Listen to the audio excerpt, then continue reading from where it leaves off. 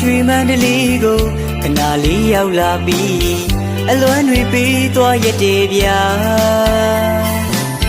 အချင်းနဲ့ပတ်သက်လာရင်ကျွန်တော်နှလုံးသားက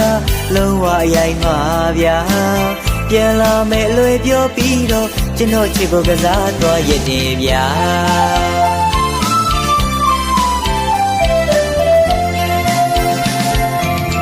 တစ်ဖက်သက်အချင်းမိုးလေးမျောလိုက်ရတာမောပါပဲဗျာ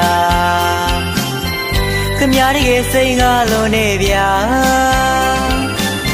လာခြင်းတကယ်အမိကလေးပါခမရကမလာတာပါ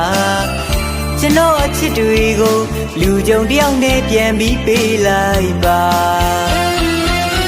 ခမရဝေပေးချခဲ့တဲ့မတရားပစ္စည်းတွေ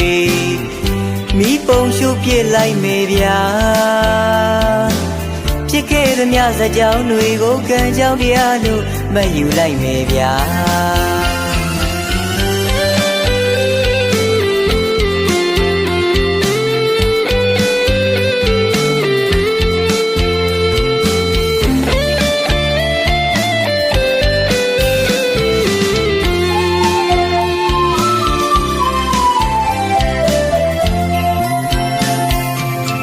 ကျွန်တော်တို့ရွှေမန္တလေးကိုခဏလေးရောက်လာပြီး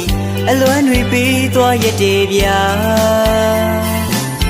အချင်းနဲ့ပတ်သက်လာရင်ကျွန်တော်နှလုံးသားက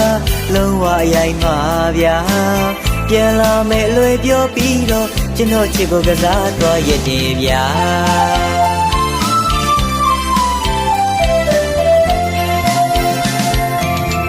တစ်ဖက်သက်အချင်းမိုးလေးမျောလိုက်ရတာမောပါပဲဗျာခမရရဲ့စိတ်ကားလုံးနဲ့ဗျာ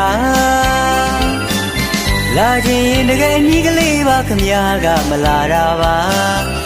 ကျွန်တော်အချစ်တွေကိုလူကြုံတယောက်နဲ့ပြန်ပြီးပေးလိုက်ပါခမရဝေပေးချခဲ့တဲ့မတရားပစ္စည်းတွေမိပုံရှုပ်ပြစ်လိုက်မေဗျာဖြစ်ခဲ့သမျှစကြောင်းတွေကိုကံကြောင်းတရားလို့မယူလိုက်မေဗျာ